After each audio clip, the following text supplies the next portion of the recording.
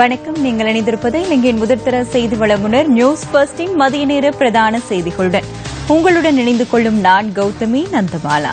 முதலில் தலைப்புச் செய்திகள். யாழ் மயிலட்டி மீன்பிடி துறைமுக பகுதியில் உயர் பாதுகாப்பு வலயமாக பிரகடனப்படுத்தப்பட்டிருந்த காணியில் 54 ஏக்கர் இன்று விடுவிப்பு.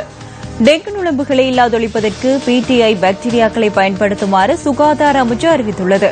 ராகமையில் 78 லட்சம் ரூபாய் பணம் கொள்ளையிடப்பட்டமை தொடர்பில் 5 சந்தேக நபர்கள் கைது. இனி விரிவான செய்திகள். யாழ் மயிலட்டி மீன்பிடி துறைமுக பகுதியில் உயர் பாதுகாப்பு வலயமாக பிரகடனப்படுத்தப்பட்டிருந்த காணியில் 54 ஏக்கர் இன்று விடுவிக்கப்பட்டுள்ளது.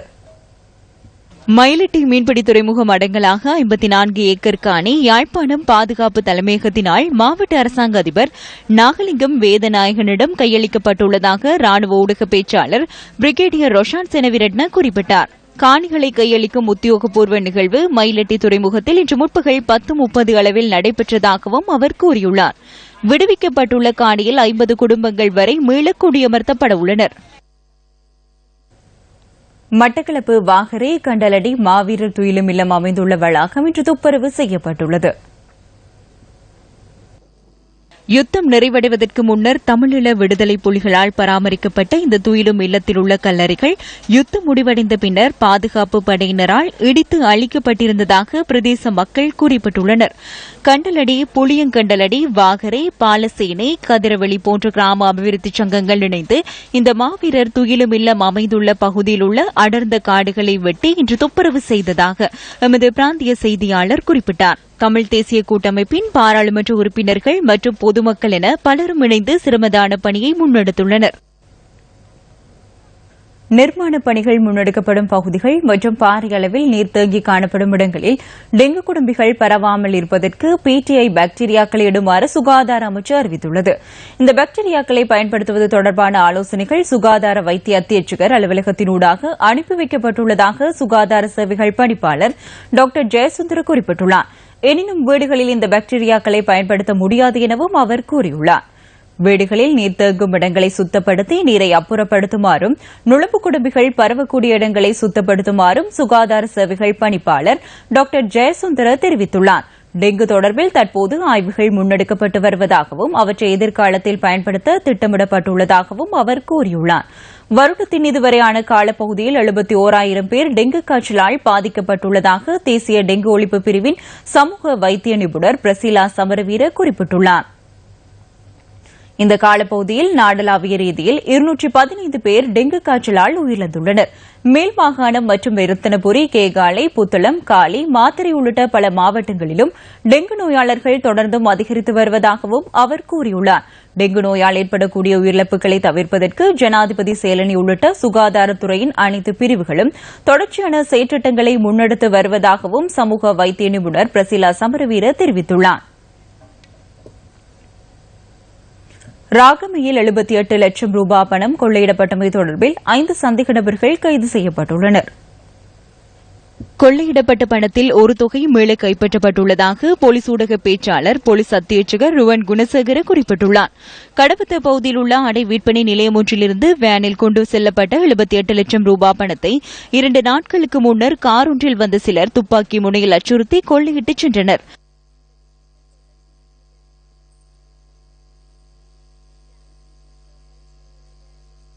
வேனின் டயர்களுக்கு துப்பாக்கிச்சூடு நடத்திவிட்டு கொள்ளையர்கள் தப்பிச் சென்றிருந்தமை குறிப்பிடத்தக்கது.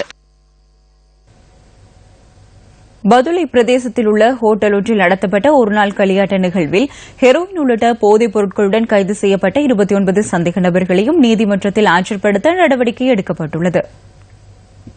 களியாட்டத்தை ஏற்பாடு செய்த 3 இளைஞர்களும் கைது செய்யப்பட்டதாக போலீசார் குறிப்பிட்டனர். பேஸ்புக்கினூடாக இந்த நடவடிக்கை முன்னெடுக்கப்பட்டுள்ளதாக ஆரம்ப விசாரணைகளில் தெரியவந்துள்ளது. இந்த போதைப் பொருள் விநியோகத்துடன் தொடர்புடைய பிரதான சந்தேக நபர் 27 வயதான பதுளை பகுதியைச் சேர்ந்தவர் என அடையாளம் காணப்பட்டுள்ளது. கைது செய்யப்பட்டுள்ள சந்தேக நபர்கள் பதுளை நீதவான் நீதிமன்றத்தில் இன்று ஆஜர்படுத்தப்பட உள்ளனர்.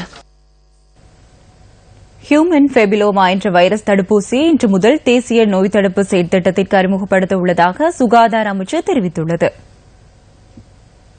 10 வயதை பூர்த்தி செய்து தரம் 6 கல்வி கற்கும் மாணவிகளுக்கு இன்று முதல் இந்த தடுப்பூசி ஏற்றப்பட உள்ளதாக சுகாதார அமைச்சின் தொற்றா நோய் தடுப்பு பிரிவு குறிப்பிட்டுள்ளது.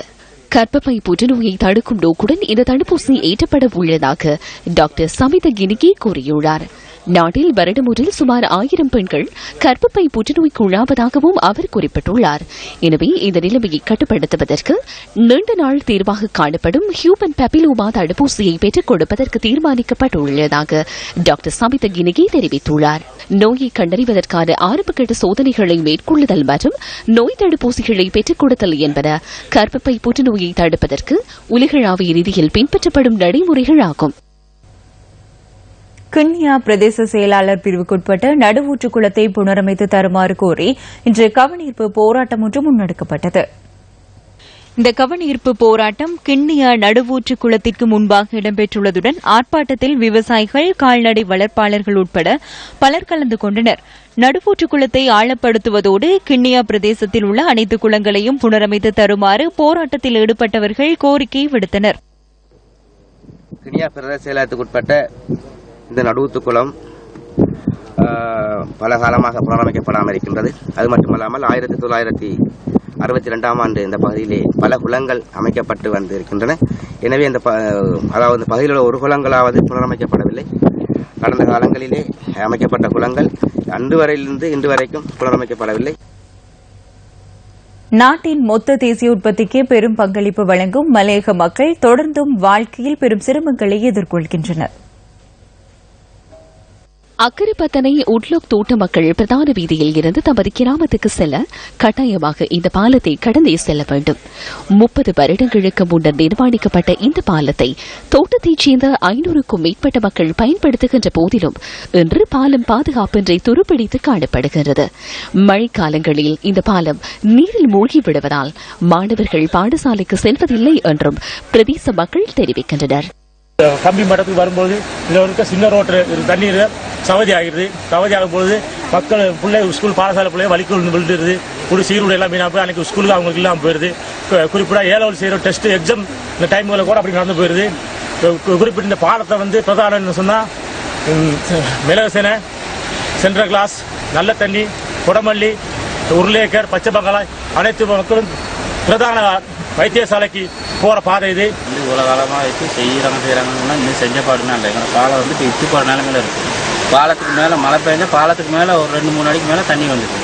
எங்களுக்கு போக்குவரத்து பிள்ளைகள் ஸ்கூலுக்கு போகுது, ஏழாவது செய்யறதுக்கு சரியான கஷ்டமாக இருக்குது. அதோட கர்ப்பிணி பெண்கள் ஆஸ்பத்திரிக்கு கூட்டு போகிறாங்க, ரொம்ப கஷ்டமாக இருக்குது. எங்களுக்கு 2-3 கிலோமீட்டர் சுற்றி தான் போக வேண்டியதாக. இந்த பாலத்தை பயன்படுத்த முடியாத காலத்தில் மாற்றுப்பாதையூடாக செல்வதனால் 10 கிலோமீட்டர் தூரம் சுற்றி செல்ல வேண்டியுள்ளதாகவும் மக்கள் தெரிவிக்கின்றனர். இந்த பாலத்தில் தாங்க நாங்கள் நல்ல கட்டக்கு எல்லாத்துக்கும் போகிறோங்க. ஆஸ்பத்திரி போகிறனாலும் 5-6 கிலோமீட்டர் சுற்றி வரணுங்க. பல நோயாளிகளையும் கொண்டு போகிறப்ப இறந்துடுறாங்க. எங்களுக்கு மழை காலம் வந்தீங்கன்னா அரை வாசி போகுதுங்க இந்த பாலத்தில் வெள்ளங்க.